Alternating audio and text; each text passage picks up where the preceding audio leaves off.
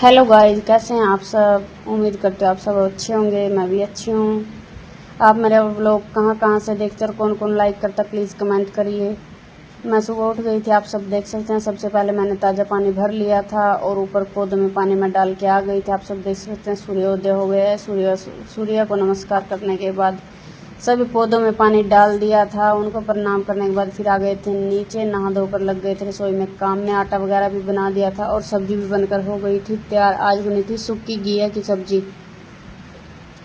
फिर चाय भी बनकर हो गई थी तैयार और मैं रोटियां बना ही रही थी और बच्चे खा रहे थे। जिसको खानी थी साथ में कर दिया था दूध गर्म करने के बाद फिर बेटा बेटी अपने अपने लंच बॉक्स पैक कर रहे थे। गर्मी इतनी थी कि मेरा दूसरे कपड़े पहनने का बिल्कुल मन ही नहीं था। ये हल्के फुल्के से इनमें गर्मी थोड़ी कम लगती है। कम तो नहीं लगती, जब गर्मी होती है तो लगेगी ही, बट थोड़ा रिलीफ फील होता है। सभी कपड़ों को कर दिया था फोल्ड। बच्चों की आ गई थी, मैंने इनको इनके लंच बॉक्स वगैरह देने के लिए उनको बोल दिया था टाटा बाय बाय और फिर लग गई थी काम पे। आज सुबह मेरी नस पे नस चढ़ गई और मुझसे काम ही नहीं हो रहा। आज तो मेरे काम में पूरा दिन ही निकल गया, आप सब समझ सकते हैं। धीरे धीरे काम किया, पहले झाड़ू लगाया, फिर झाड़ू लगाने के बाद हिम्मत कर करके बीच में 10 बार बैठ के तो मैंने आज पोछा कंप्लीट किया है। लगाना भी जरूर था क्योंकि धूल मिट्टी इतनी आती है, घर की सफाई ना हो तो उस घर में औरत का फिर काम ही क्या है।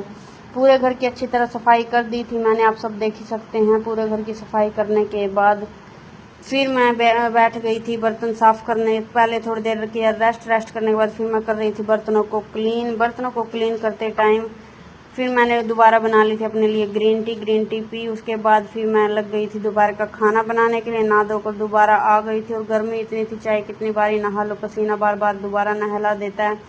आम चीर दिया था बच्चों के लिए और फिर वो आ गए थे स्कूल से, आप सब देख ही सकते हैं। उनके स्कूल से आने के बाद फिर मैंने उनके लिए आम चीर के रखा था। सबसे पहले उन्हें हैंड वॉश वगैरह यूनिफॉर्म चेंज करके सबसे पहले वो खाया। फिर उन्होंने किया थोड़ी देर रेस्ट करने के बाद फिर वो चली गई थी मेरी बेटी स्पोकन सेंटर के लिए। आप सब देख सकते हैं। मैं अब इसको गीला टावल करके देती हूँ, यही ओढ़ के जाती है। आप सब देख सकते हैं ये जेठ के घर में की सबसे घूंघट करवा देती है, इसलिए जेठ के नाम से सब घूंघट करते हैं। फिर मैं भी चल दी थी इनको ट्यूशन छोड़ने के लिए। पूरी की चुन्नी को गीला कर लिया था और बांध लिया था मुंह पर, लेकिन फिर भी मुंह से आग उगलती है।